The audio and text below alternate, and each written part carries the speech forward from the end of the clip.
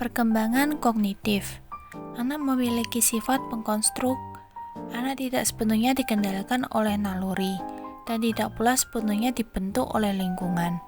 Di dalam diri anak ada keinginan menjadi penjelajah dengan rasa penasaran yang tinggi akan suatu hal. Anak akan memberikan penafsirannya tersendiri atas lingkungannya. Ciri-ciri penafsiran anak bergantung kepada kenyataan yang ada pada lingkungannya dan tingkat perkembangan kognitifnya. Tingkat perkembangan kognitif anak ditentukan oleh kemampuan anak dalam menanggapi lingkungannya dan pengaruh lingkungan terhadap perkembangan anak. Perkembangan motorik. Aspek perkembangan motorik telah tampak pada anak usia dini. Perkembangan motorik terbagi menjadi dua jenis, yaitu perkembangan motorik kasar dan perkembangan motorik halus.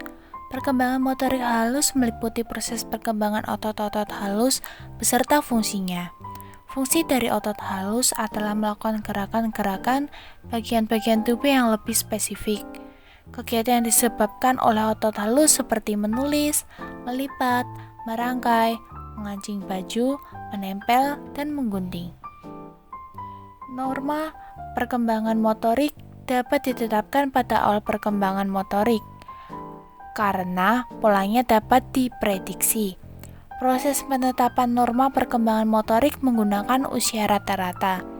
Tujuan dari penetapan norma perkembangan motorik adalah memberikan panduan bagi orang tua mengenai tindakan yang mampu dilakukan oleh anak pada usia tertentu.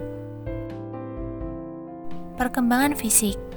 Perkembangan fisik yang terpenting pada masa anak-anak awal adalah perkembangan otak dan sistem saraf. Proses perkembangan ini bersifat berkelanjutan. Bayi yang berusia 2 tahun umumnya memiliki ukuran otak yang setara dengan 75% ukuran otak orang dewasa. Lalu pada usia 5 tahun, ukuran otak anak-anak telah mencapai 90% dari ukuran otak orang dewasa.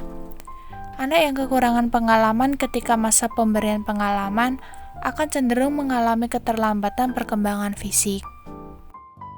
Perkembangan bahasa.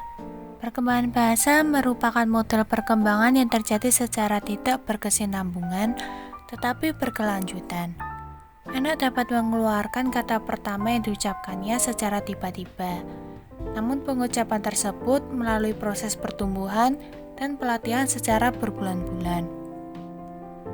Perkembangan bahasa pada masa kanak-kanak terjadi dengan cepat. Anak-anak memahami bahasa dari lingkungan sekitar, terutama keluarga, sebelum memasuki sekolah. Saat belajar bahasa secara formal, mereka sudah memiliki kemampuan berkomunikasi dan menguasai banyak kata. Proses perkembangan bahasa berlangsung sepanjang hidup. Bayi mulai mengembangkan bahasa sebelum berumur 1 tahun.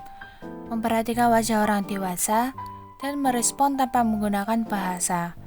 Pada usia 1 tahun, mereka mulai mengoceh dan bermain dengan bunyi.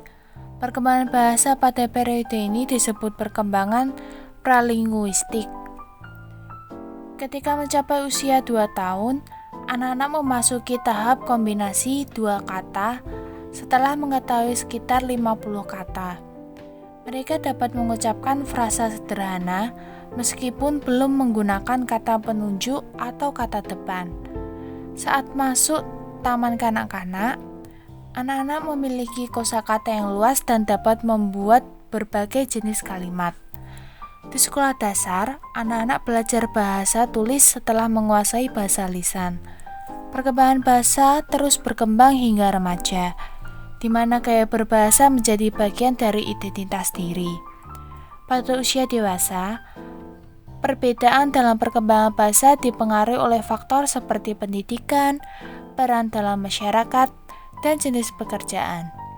Keterampilan berpikir penting dalam perkembangan keterampilan bahasa. Teori-teori perkembangan kognitif, seperti yang diusulkan oleh Piaget, Brunner, dan Vygotsky, memberikan wawasan tentang hubungan antara pikiran dan bahasa. Meskipun ada pandangan yang berbeda, mereka sepakat bahwa bahasa memainkan peran kunci dalam pembentukan konsep dan pikiran anak.